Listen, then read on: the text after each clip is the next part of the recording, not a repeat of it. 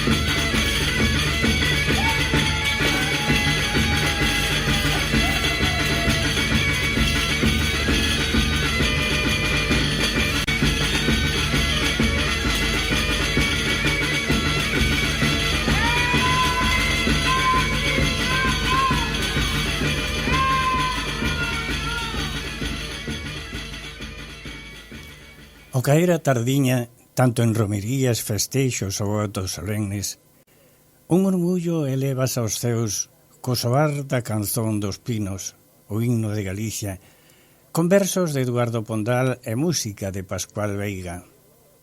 É unha canción moito máis que institucional.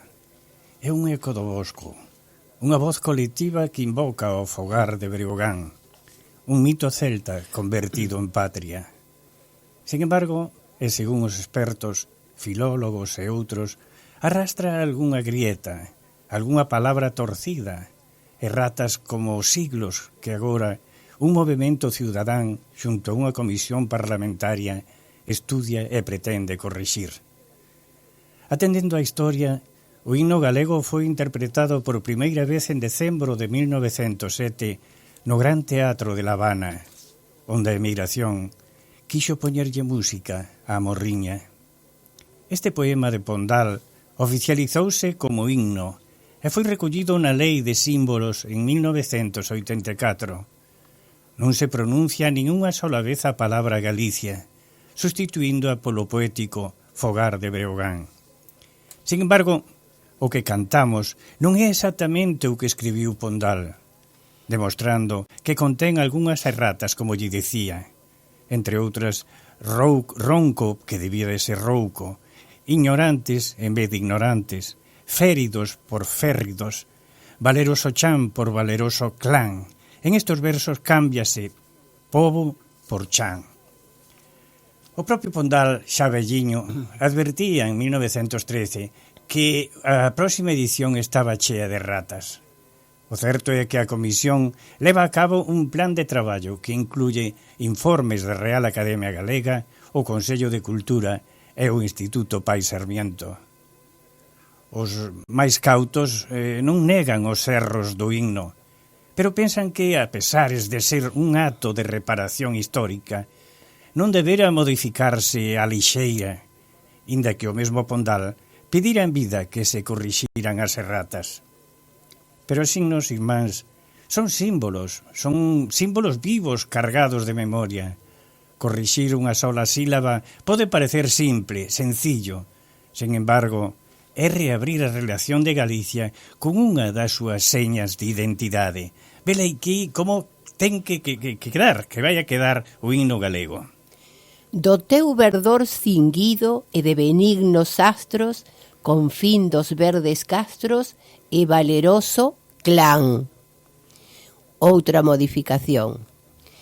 Mais só os ignorantes e férridos e duros, imbéciles e escuros, non nos entenden, non.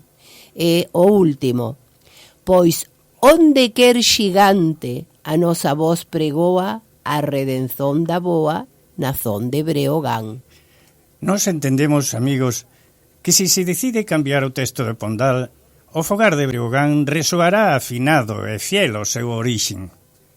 E se non fora así, o noso himno seguirá elevándose coas mesmas palabras de xeneracións de galegos, tanto na terra como na emigración, aprenderon, cantaron e respetaron, con erratas incluídas.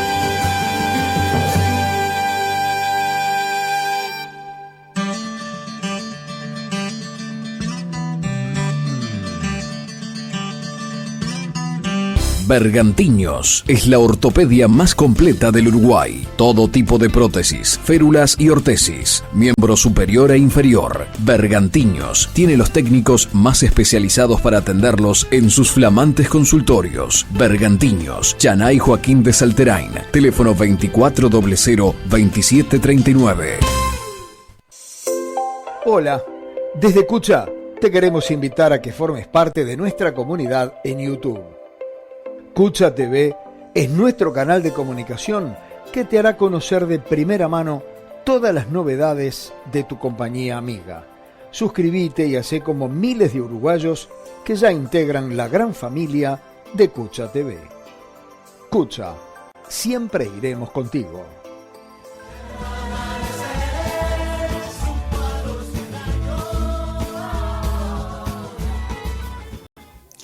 A dor da emigración non era só dos que se iban, senón tamén dos que se quedaban en Galicia.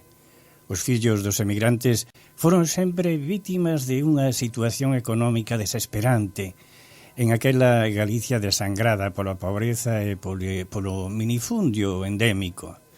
Sin embargo, nunca nadie se queixou de esa situación.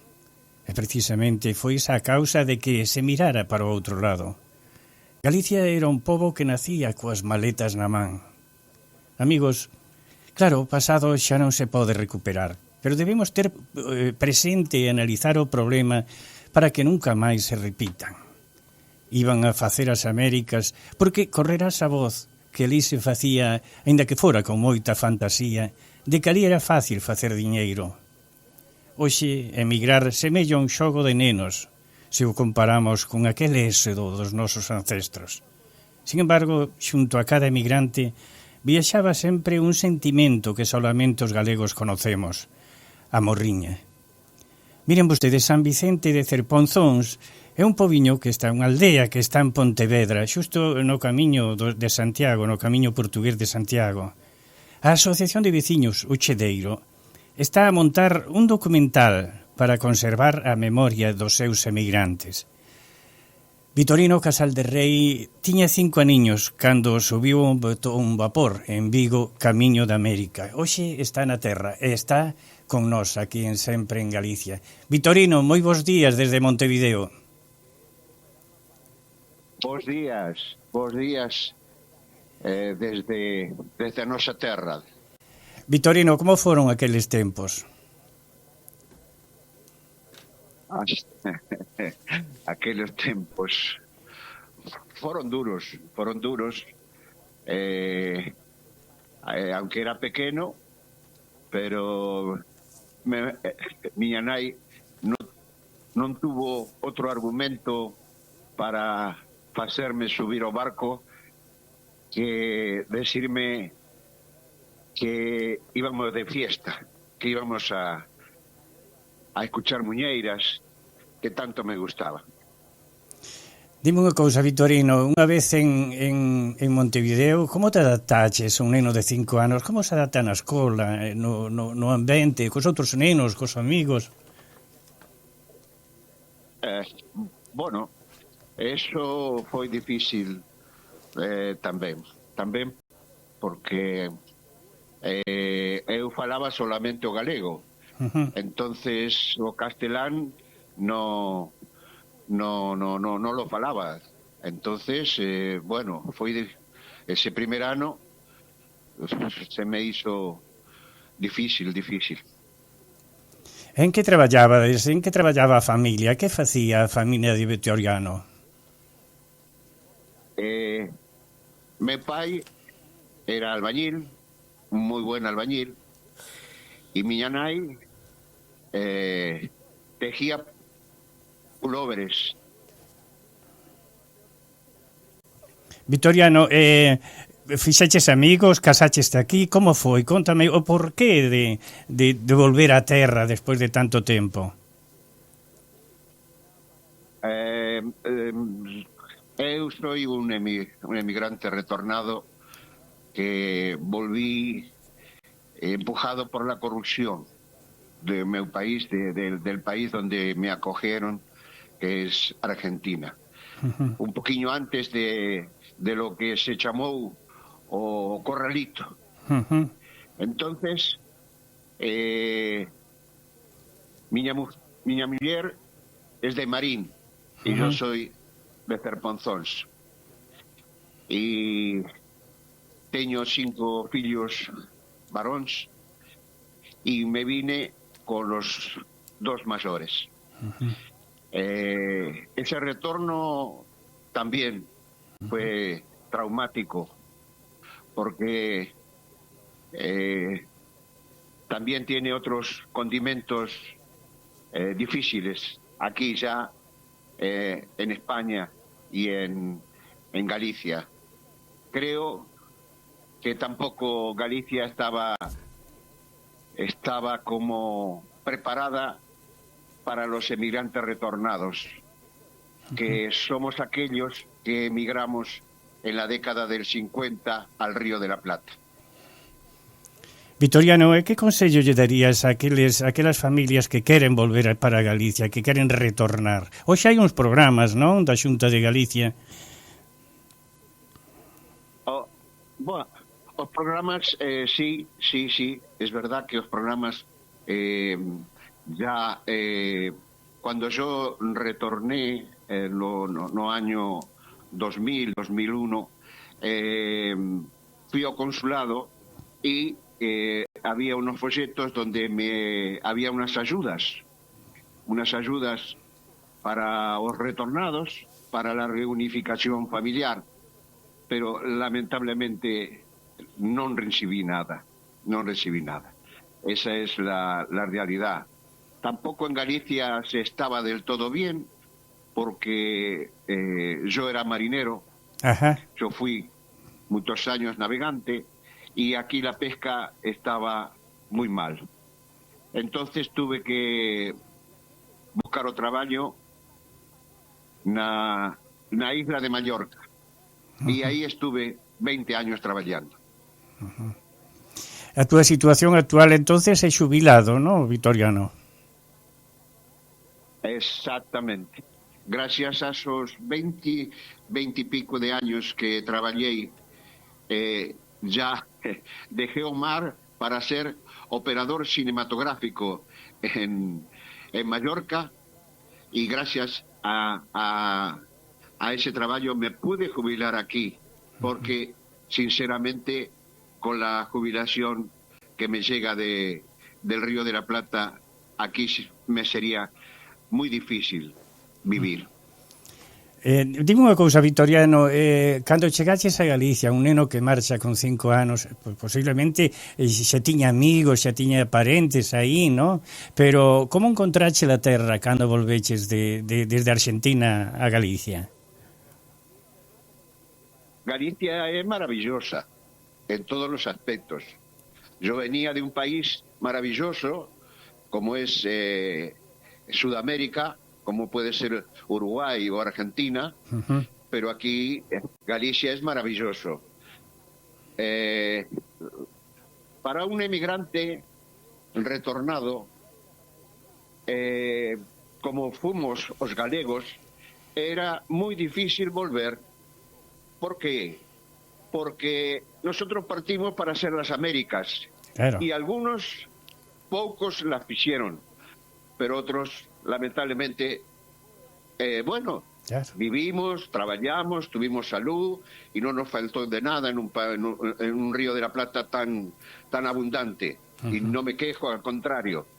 Pero había muchos galegos que quedaron allá, que dijeron, no, yo ya no vuelvo.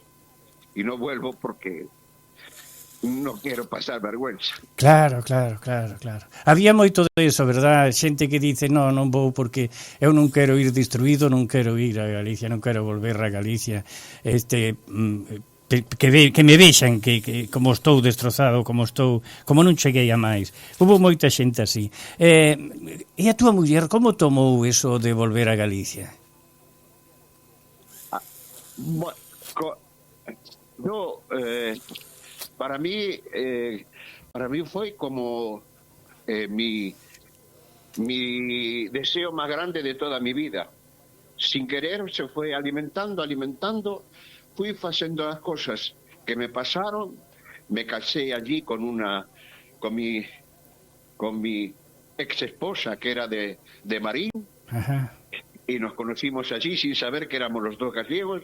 Después vinimos acá, tuvimos 5 hijos. Aquí los hijos son de doble nacionalidad. Ujú. Ellos también la pasaron, ese salto también para ellos como emigrantes. Claro. También ha sido duro porque ellos son de allí, del Río de la Plata. Entonces, la emigración siempre es dura. Claro, claro.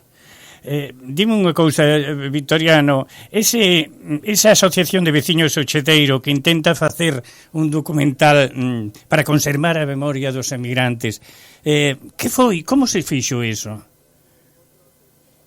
Bueno, eso es que agradecerle a un alma mater, a un luchador como es Juan José Esperón, que ha puesto toda su voluntad para que un terruño, un pedaciño de Galicia se conozca prácticamente en el mundo. Porque tenemos los integrantes de ese grupo, somos de diferentes latitudes. Entonces, un pariente me acercó al grupo y ahí me integré hace no sé, creo que como 10 años o más, ya no sé, ya perdí cuánto tiempo estoy. Pero es vivir y caminar por donde caminaron mis pais, miña nai, de Cerponsons a Pontevedra, a levar la cosecha de las fincas, lo que se cosechaba, a vender, a cruzar el río Lérez y venderlo en la plaza. Ajá. Victoriano, é certo que escoitabas sempre en Galicia na túa casa?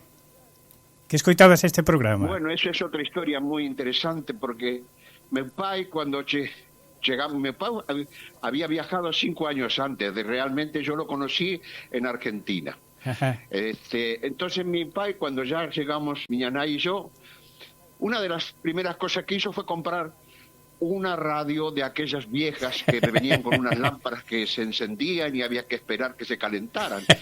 Entonces lo puso arriba de una repisa y apareció siempre en Galicia. Parece que hubiera sido, no sé, algo extraordinario. Ajá. Imagina en la década del 50, donde no existía ni televisión, no existían paso a cassette, no existían radio con... escuchar una muñeira, una panderitada, como lo acabamos de escuchar hace unos minutos ahí en la radio, para mí era algo extraordinario, era como ir a misa. Era. Todos los domingos me levantaba a las 9 de la mañana para escuchar aquí, sempre en Galicia. Victoriano, volveches a Argentina, non? Sí, ahí me quedó un hermano que es argentino, primos, tíos, sobrinos, y cada cierto tiempo viajo allá y también están ya enterrados mis pais. Y claro, eso también tira un poco. Un pensa que tanto tempo na Argentina tes amigos, tes persoas conocidas, gusta ir a comer un asadiño cos amigos cando ves a Buenos Aires, non?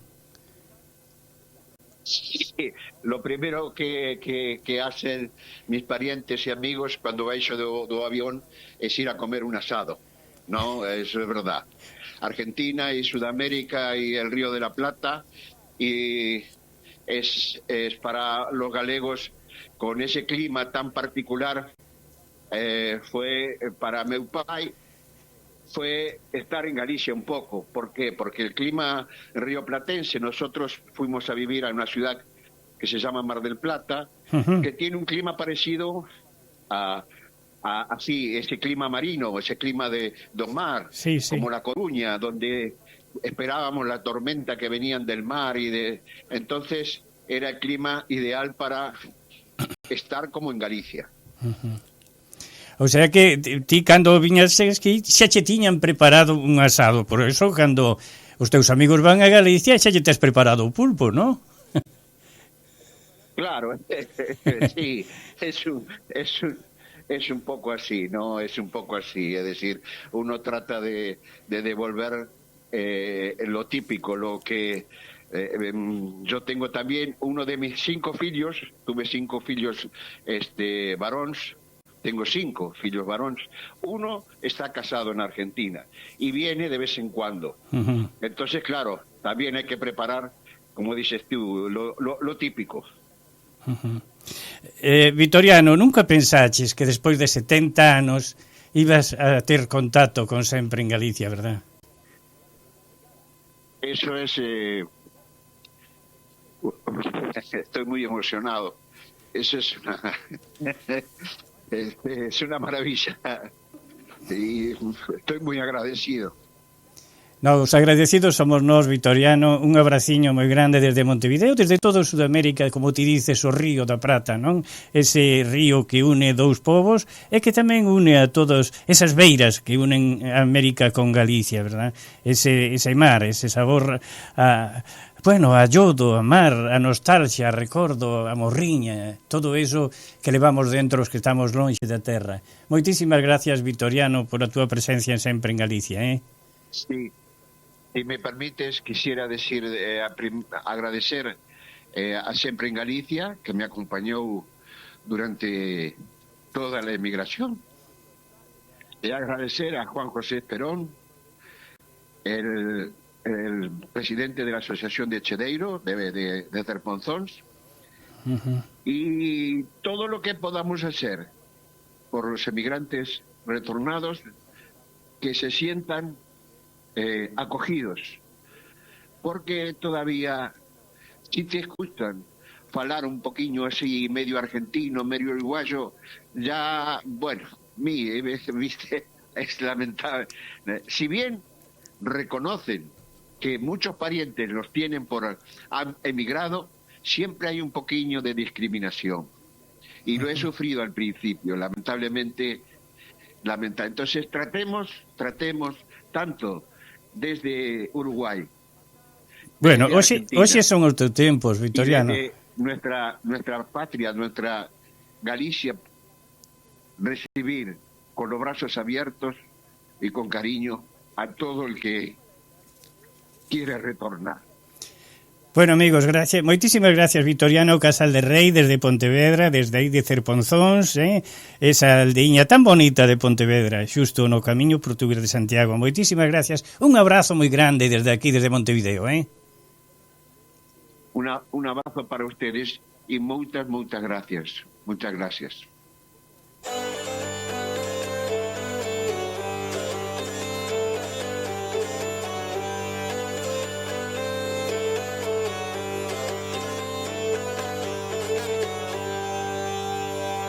Colleu amore esa vela, Antonte na romaría.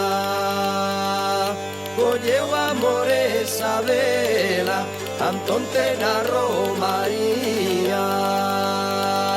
A festa non lle foi mala, pra ser o primeiro día. Pra ser o primeiro día. Ay la la la, ay la la la. Zapatiño branco e mediano pé, niña bonita, moita gala e, moita gala e, moita gala e. Zapatiño branco e mediano pé.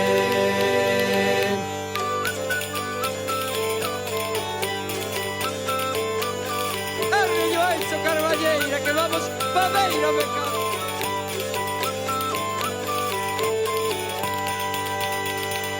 Non precisa levar dote, toda neniña bonita. Non precisa levar dote, toda neniña bonita. Pois van os homes tras dela, a cousa ben che se explica. A cousa ben che se explica. Ay la la la, ay la la la. no pé. Neniña bonita, moita gala é, moita gala é, moita gala é. Zapatiño branco e media no pé.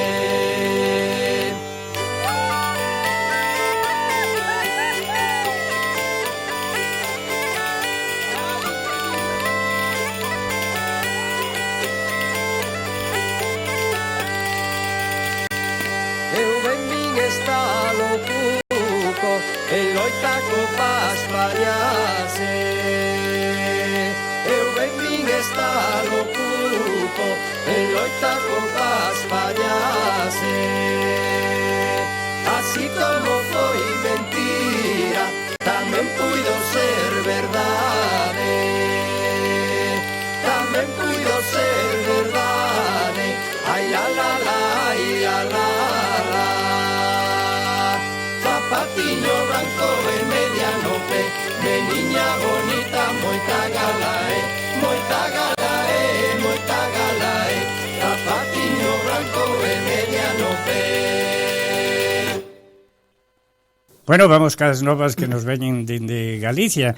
Un árbol na Coruña que non é gallego, un árbol que non é galego, vai a cumprir 200 anos, é candidata a árbore do ano 2026. Contanoslo, Francis. O exemplar, situado na cidade da Coruña, está encaixado entre edificios, xunto á policía local.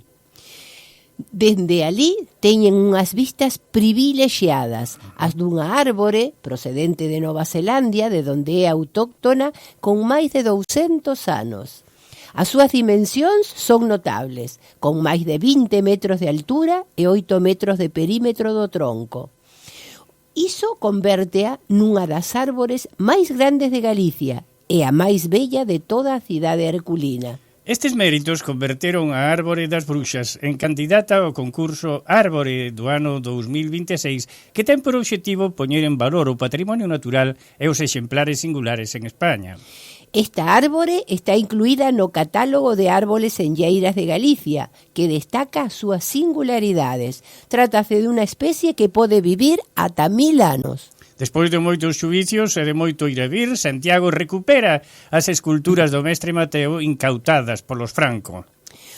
O pasado día 1 de decembro foi un día histórico para a capital galega.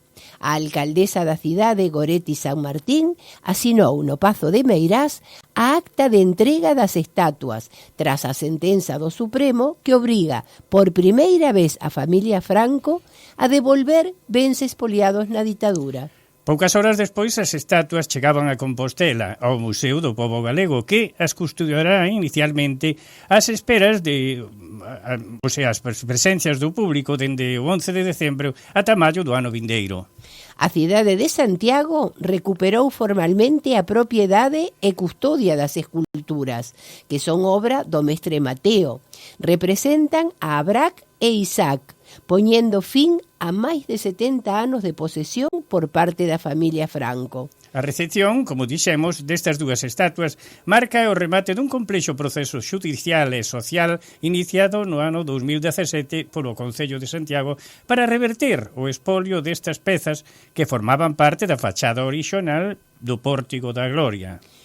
A alcaldesa subliñou que este logro non é só unha vitoria xudicial, senón un triunfo da dignidade colectiva e da memoria democrática, lembrando que as estatuas foron subtraídas do patrimonio público mediante mecanismos ilexítimos durante a ditadura. Pero hai máis cousas, non? Temos outra nova que tamén refire a outras dúas estatuas do Pórtico da Catedral, do Pórtico da Gloria da Catedral de Santiago. En este caso, Pontevedra. En este caso, en Pontevedra, outras estatuas. O Museo de Pontevedra volve a exhibir as súas dúas imaxes do Pórtico da Gloria.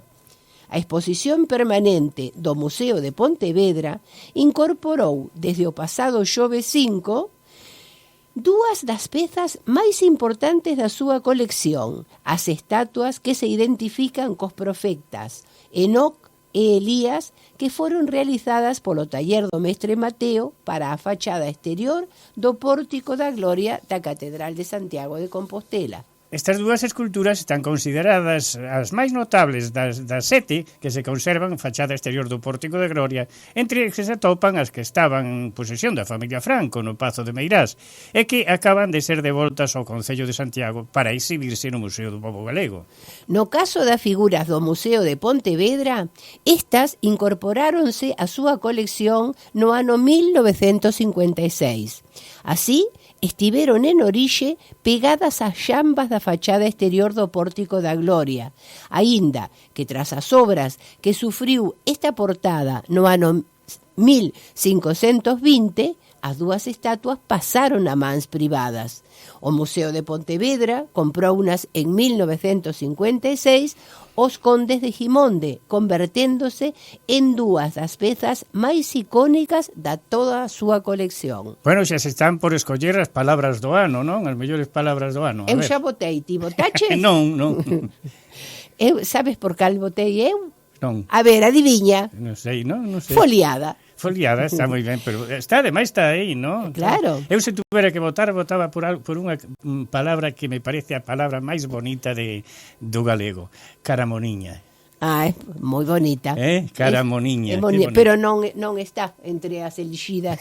No, xa sei, sí. Contame. A Real Academia Galega e a Fundación Barrié facían públicas este día 3 de decembro as propostas finalistas para seren escolleitas como palabra do ano. Logo de finalizar o período para enviar propostas, como decía Francis, abra agora ata o vindeiro 21 de decembro o prazo de votación popular.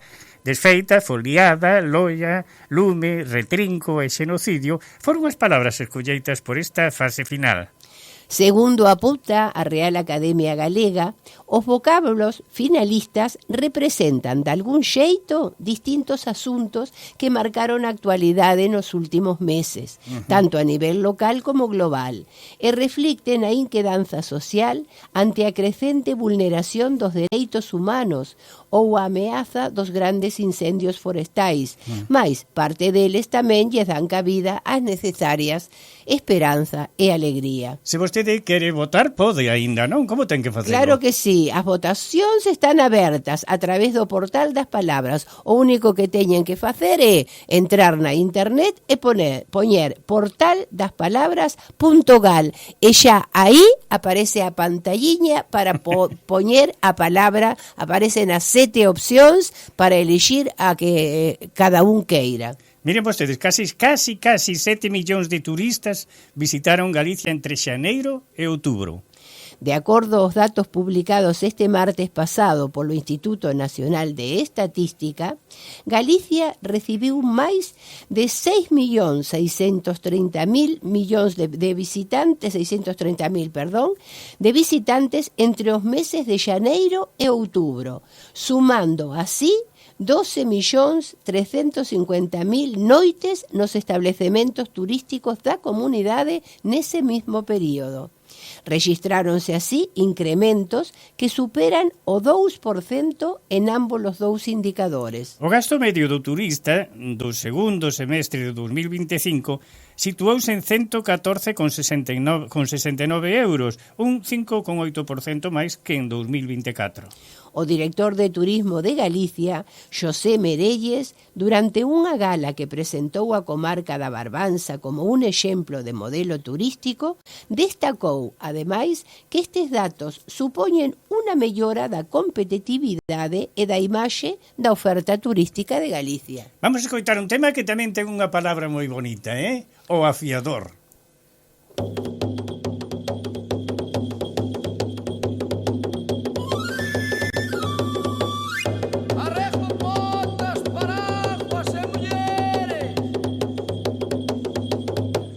La roda de la molandeira para fiar de aquel que queira. Ya todos descobre igual, por navallas, 3 perriñas e por ti xa irás un real. Dalle na roda, dalle madeira para fiar a aquel que queira. E un cuchillo, se un navalla, se un tixeira. Dalle na roda, dalle madeira para fiar a aquel que queira. E un cuchillo, se un navalla, se un tixeira. Salí de Galicia a correr el mundo entero. con ventanas e balcóis. Dalle na roda, dalle madeira, pra fiar aquel que queira, e un cuchillo, se unha valla, se un guixeiro. Dalle na roda, dalle madeira, pra fiar aquel que queira, e un cuchillo, se unha valla, se un guixeiro. Cuando salí de Galicia, salí bien acompañado de unos cuantos arajanes como los que te han jalado. Dalle na roda, dalle madeira, pra fiar aquel que queira, e un cuchillo, se unha valla, se un guixeiro. Dalle na roda, dalle madeira, pra fiar aquel que queira, e un cuchillo, se unha valla, se un guixeiro. Viña dicindo unha nena no coche de Trabadense que pra ser bon parafueiro hai que nacer en Ourense. Dalle na roda, dalle madeira, pra fiar aquel que queira, e un cuchillo, se unha valla, se un guixeiro. Dalle na roda, dalle madeira, pra fiar aquel que queira, e un cuchillo, se unha valla, se un guixeiro. Traigo la roda de la molandeira pra fiar aquel que queira.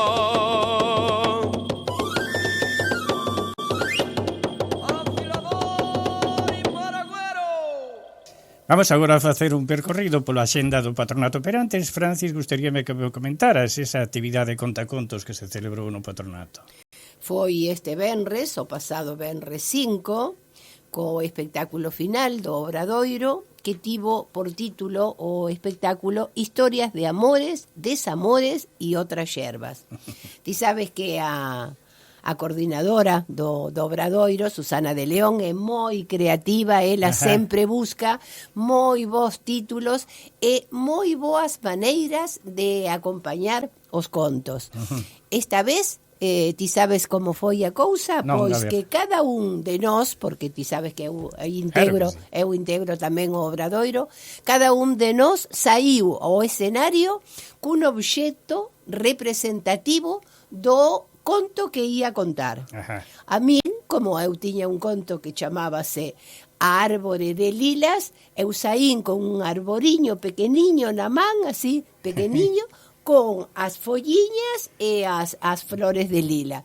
Bueno, moitísima xente, como sempre, os espectáculos de contacontos convocan moitísimo público. Pero tesme que un día que contalo conto aos nosos ouvintes, porque falas dun arboriño, pero se eles non saben o conto, un día que teñamos tempo vamos a contar. A min esta vez tocoume un conto en castelán, que eu normalmente conto en galego, pero trátase de que aparezan as dúas linguas, o castelán e o galego. Fixeronse 2 contos en galego que o fixo un Ana e outro Carmiña, entón eu fixen un en castelán. Bueno, moitísima xente, a xente aplaudiu moitísimo, como sempre, moi agradable, non? Con moito humor. Sí, con humor e con contos tamén que non só de humor, porque Ana, por exemplo, contou o pai de Migueliño de Castelao, que ti sabes que non é de moi, pero é moi emotivo, e tamén a xente chégalle tamén. Moi lindo espectáculo. Bueno, vamos agora así ca xenda, Agora sí, temos hoxe mesmo, domingo 7, ás 5:30 da tarde, o grupo de danza e de percusión do patronato, o Son da Ruxidoira, que dirixe a nosa amiga Lorena Beco, participará da foliada Lusco Fusco na Praza Galicia, que vos sabedes que queda ali na Rambla e a Rúa Eduardo Acevedo. Non só vai participar o grupo do patronato, senón que os grupos de todas as colectividades. Claro que así pois que quedades todos invitados hoxe ás 7 da tarde na Praza Galicia. No, ás 5:30 dice aquí, non? Ás 5:30, perdón. Ás 5:30. A costume de que Claro, as nosas sí. actividades Claro. son ás 7 da tarde, vaiseme a lingua. Ás 5:30. Hoxe é ás 5:30 da tarde. 5:30 da tarde na Praza Galicia, ali todos invitados a participar deste espectáculo que vai ser maravilloso, porque ver a todos os grupos da colectividade é tamén moi, pero moi lindo. Claro que sí. E o xoves sí, esa ás 7 da tarde. Sí, así porque esta actividade é do patronato. O xoves 11 ás 7 da tarde teremos a charla de Pablo Eguren, presentado, e tamén falará, por suposto, José María Monterroso de Besa. Coa charla Julio J. Casal, poeta de dos mundos. Eles falarán da presentación da revista Alfareros, que tenta de recuperar a revista Alfar, que fora fundada polo seu avó, hará moitísimos anos atrás, na Coruña, e tamén polo centenario do libro Árbol, publicado polo seu avó na Coruña no ano 1925. 100 anos. Claro. 100 anos. Nos falamos fai un tempo da presentación na Coruña. Así pois que xoves 11 ás 7 da tarde, charla de Pablo Eguren Casal e José María Monterroso de Besa sobre estes revista e libro. E o martes 16 de decembro teremos o Día da Poesía Galega, este ano dedicado a José María Álvarez Cácamo. O Día da Poesía Galega, bueno, tío, sabes moi ben, porque creo que ti fuches un dos impulsores, non? Todos os anos trae o nome dun poeta vivo galego que nos homenaxeamos. Este ano tocoulle a José María Álvarez Cácamo, un poeta pontevedrés de Vigo, para máis datos, así pois que será o martes 16 de decembro. É a última actividade do patronato, porque despois teremos a despedida do ano o venres 19, pero só para socios, exclusivamente para socios. Xa iremos falando deso, non? Que che parece se vamos a un tema musical? Corre o meu cabalo.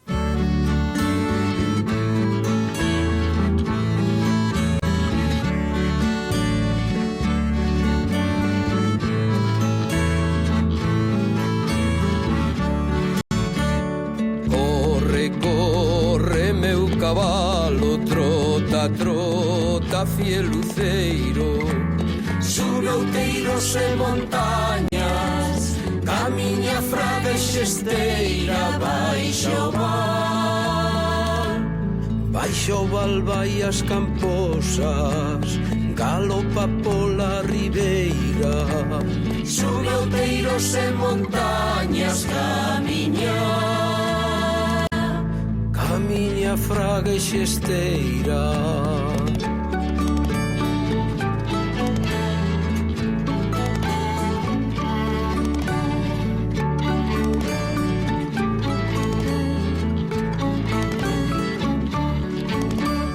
Corre, corre, meu cabalo, trota, trota, fiel luceiro, lévame ao vello carballo, cruzo Piñeira alboando e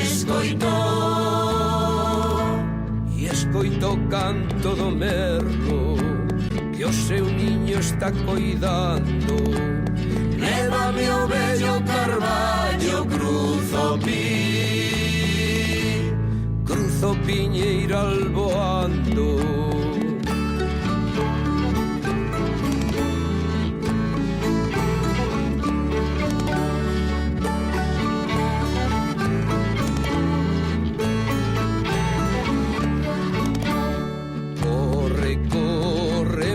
Caballo, corre, corre, meu caballo, trota, trota, meu caballo, trota, trota,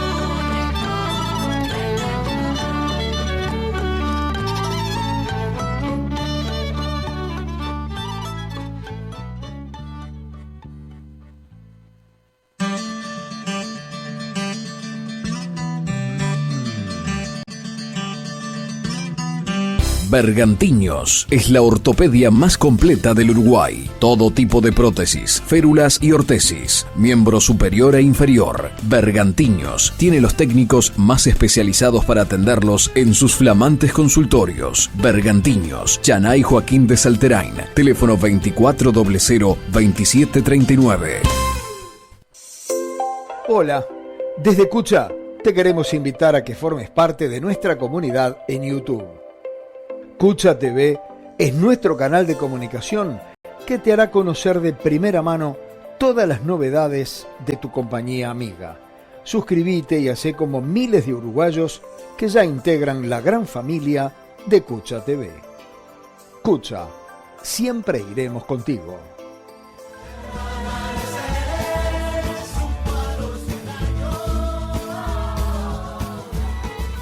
Amigos, no noso corruncho de hoxe vamos a entrar a conocer parte da biografía de unha muller exemplar, de unha galega notable.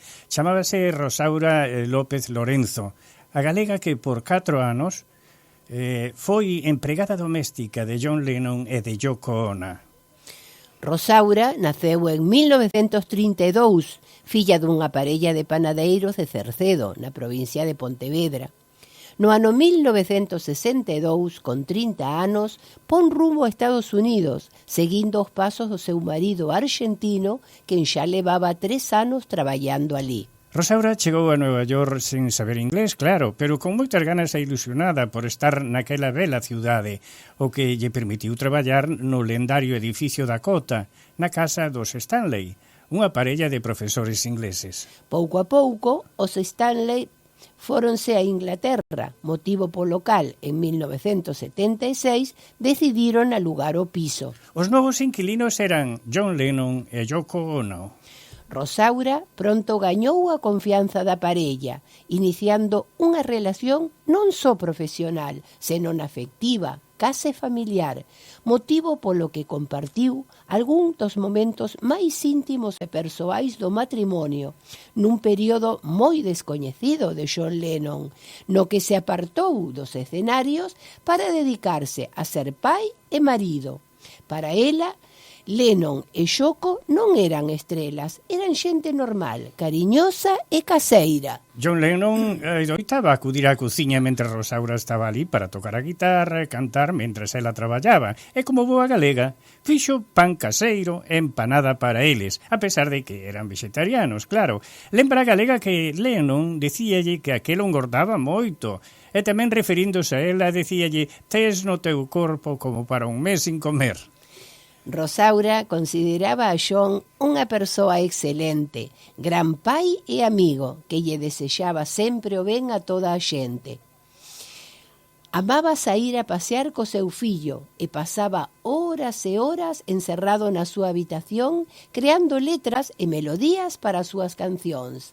A ela chamaba cariñosamente Rosa e a galega sempre tivo soamente palabras de eloxio e gratitude para o seu xefe amigo. Conta Rosaura, John charlaba moito e interesáballe todos os temas. Entendía un pouquiño de español, pero encantaba o galego e o catalán, que foi aprendendo varias expresións en galego porque era unha persoa de mente aberta.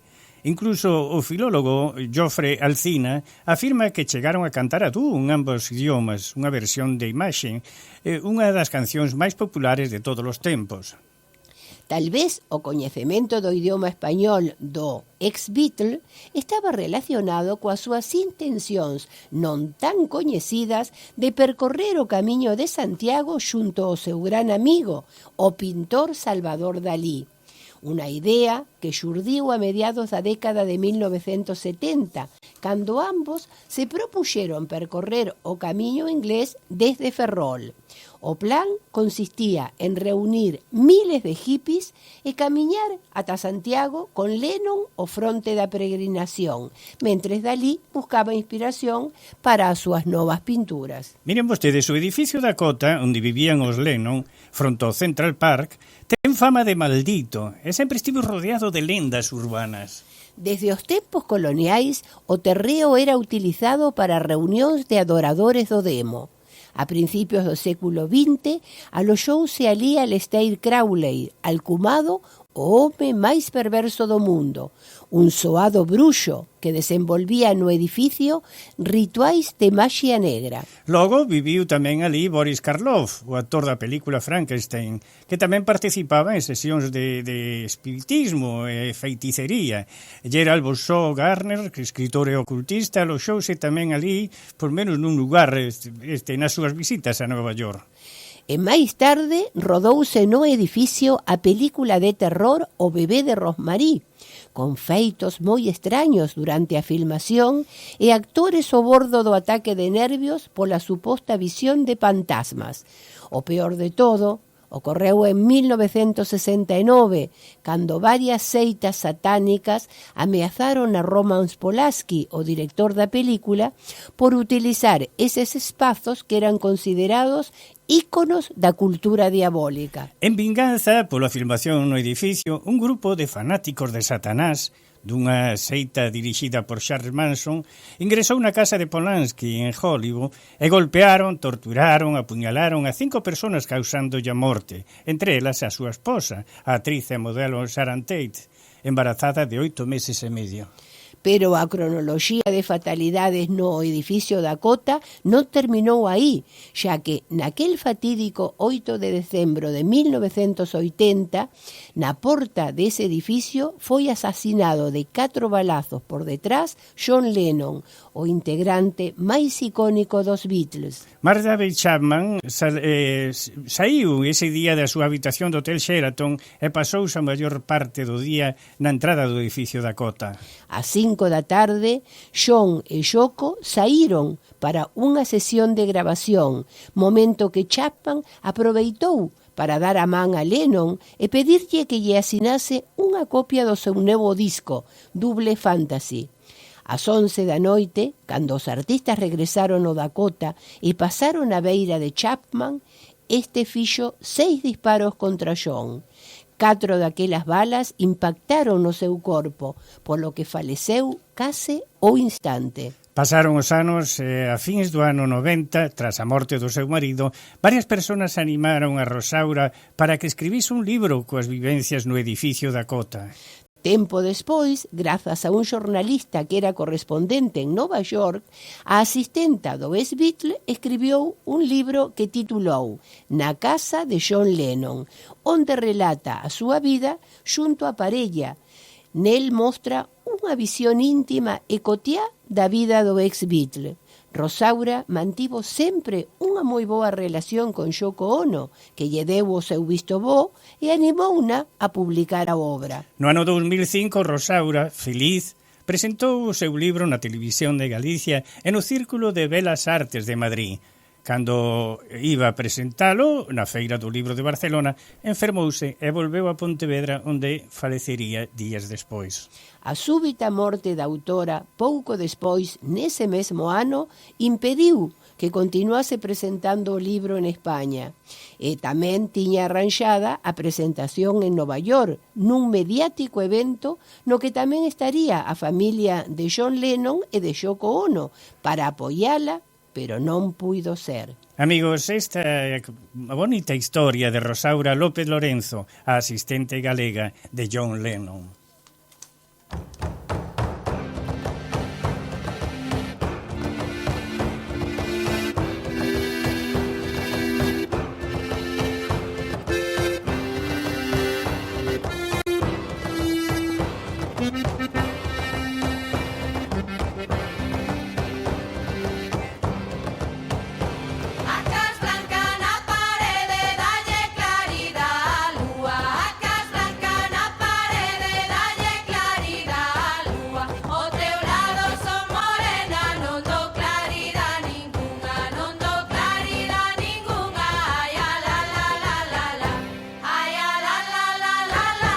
Foi todo por hoxe, amigos. Volvemos o domingo ás 9 da mañán aquí en Sempre en Galicia. Quedan convidados a escoitar a nosa audición mañán o domingo ás 9 da mañán. Ata o domingo.